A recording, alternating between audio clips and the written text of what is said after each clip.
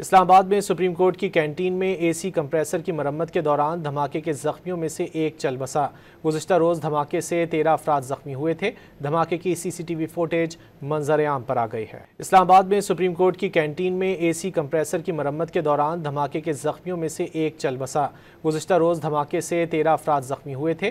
دھماکے کی سی C T V footage منظر عام پر آ گئی ہے۔ اسلام آباد میں سپریم کورٹ کی کینٹین میں اے سی کمپریسر کی مرمت کے دوران دھماکے کے زخمیوں میں سے ایک چل بسا۔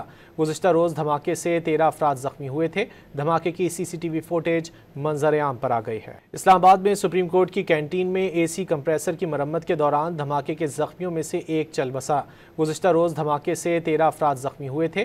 دھماکے کی سی سی ٹی وی فوٹیج منظر عام پر آ گئی ہے۔ اسلام آباد میں سپریم کورٹ کی کینٹین میں اے سی کمپریسر کی مرمت کے دوران دھماکے کے زخمیوں میں سے ایک چل بسا۔ گزشتہ روز دھماکے سے 13 افراد زخمی ہوئے تھے۔ دھماکے کی سی سی ٹی وی فوٹیج منظر عام پر آ گئی ہے۔